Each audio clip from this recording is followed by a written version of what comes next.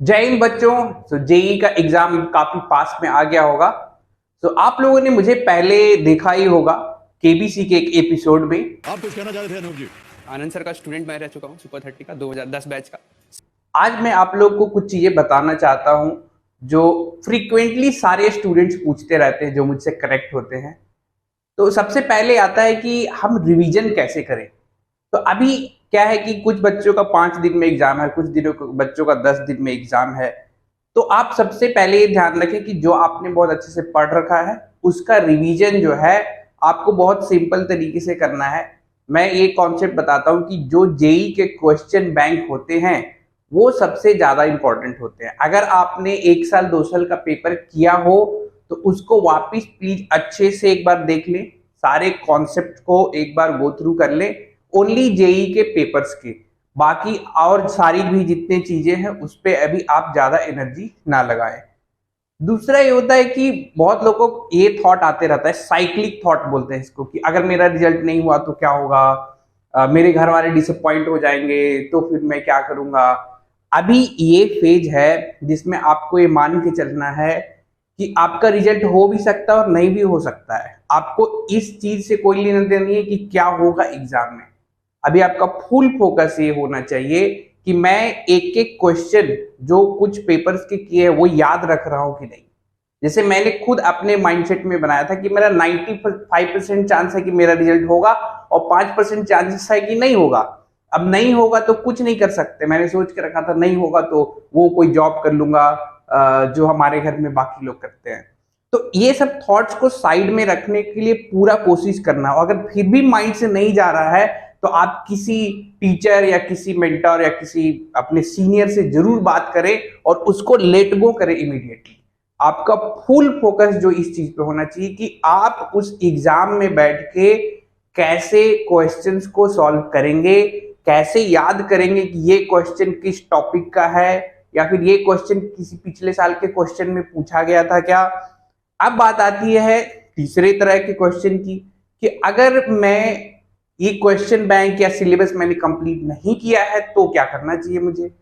अभी एक बात समझिए कि जेई मेन का एग्जाम को आपको एक डमी एग्जाम लेके चलना होगा। क्योंकि पहले क्या होता था कि जेई एडवांस का एक ही दिन एग्जाम होता था और सारा रिजल्ट उसी दिन फाइनल हो जाता था। ये एक आपके पास बहुत ही अच्छा एडवांटेज है कि आपको पहले एक प्रैक्टिस का एग्जाम मिल रहा है। तो आप ऐसा सोचिए, जैसे मैंने एग्जाम दिया था तो मैंने ओनली 60% सिलेबस ही कंप्लीट किया था। बहुत सारे लोगों को ये बहुत ही डिफरेंट लगता है कि ओनली 60% से कैसे रिजल्ट हो जा सकता है, ये तो गलत बात है। बट ऐसा नहीं है। आपको ये काम करना है कि जो चैप्टर्स आपने कॉन्फिडेंटली कंप्लीट किए हैं, आप इस बात को समझिए कि चैप्टर टीचर ने कंप्लीट कराया इसका मतलब ये नहीं कि वो चैप्टर आपका हो गया। अगर आपका 3 चैप्टर ही हुआ है फिजिक्स में और केमिस्ट्री और मैथ में तो ये 9 चैप्टर आपके पास हैं। आपको हर एक सब्जेक्ट में कुछ कुछ मार्क्स मिलना चाहिए।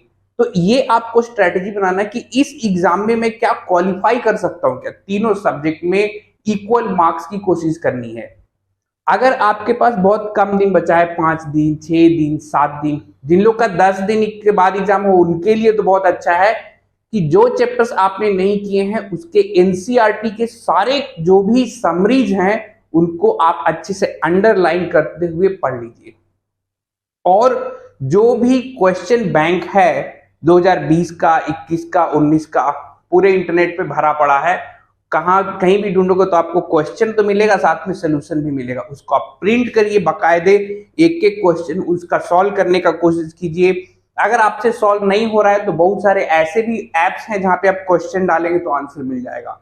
और अगर वहां पे भी काम नहीं बन रहा तो हमारे पास खुद एक ऐसा ऐप है कि आप डायरेक्ट टीचर से बात कर सकते हैं। तो वो ऐप को आप इंस्टॉल करके यूज भी कर सकते हैं।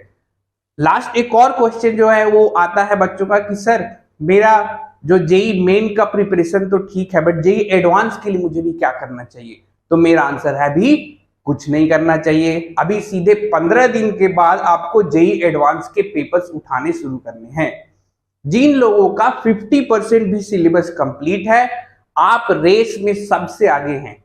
कंप्लीट करना इतना आसान नहीं है। 100% सिलेबस जो कंप्लीट करते हैं वो टॉप करते हैं। आप मान के चलिए कि क्या आप टॉप करना चाहते हैं। अगर आप टॉप करना चाहते हैं तो ठीक है, नहीं तो आप 50-60% में इतना अच्छा स्कोर ला सकते हैं कि आपका जेईई एडवांस में भी बहुत अच्छा रैंक मिल सकता है। तो ये बात आप ध्यान दीजिए कि अब तो 10 दिन बचा है, 10 दिन में अगर आपके पास समय है तो कोई भी छोटा सा टेस्ट सीरीज ज्वाइन करें। अगर आपको कहीं कोई टेस्ट सीरीज नहीं मिल रहा है तो हमारे ऐप पे ओनली 5 मिनट का टेस्ट सीरीज अवेलेबल है। 5-5 मिनट का भी अगर आप टेस्ट देंगे, जब भी आपको कोई स्ट्रेस लग रहा है तो आप 5 मिनट का एक टेस्ट देके देखें।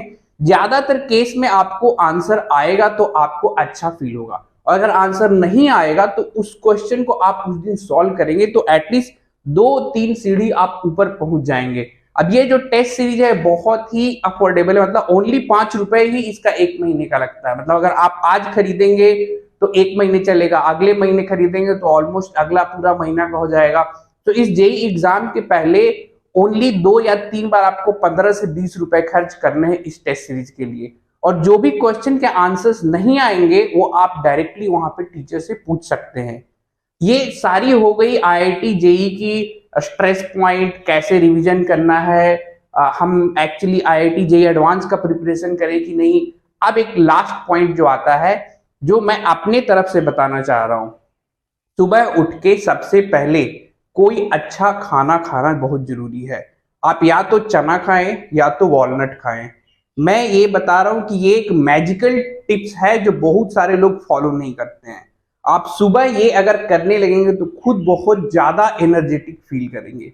आपके जो बॉडी में एक गट होता है वो ज्यादा अच्छे से काम करता है, आप ज्यादा करेजियस होके चीजें एक्चुअली अटेम्प्ट कर सकते हो। सो अभी जितने दिन भी एग्जाम है उतने दिन कहीं भी भाग दौड़ से बचना है, आराम से अपने हेल्थ को बहुत अच्छे से अच्छा करना है, अच्छा खाना खा के, अच्छा मेंटल स्टेट रख के, किसी भी घर में कोई सिबलिंग्स है उनसे झगड़ा नहीं करना है, और एकदम क्लियरली आपका एक ही फोकस होना चाहिए कि जो मैंने पढ़ा है उसके जो भी रिलेटेड क्वेश्चन बैंक में हैं, क्या मैं उनको अपने माइंड में रख सकता हूं। और अगर आपको लग रहा है कि आप ये सब चीजें कर पा रहे हैं तो बिल्कुल शांत बैठिए और एकदम हंसते खेलते एग्जाम में जाइए।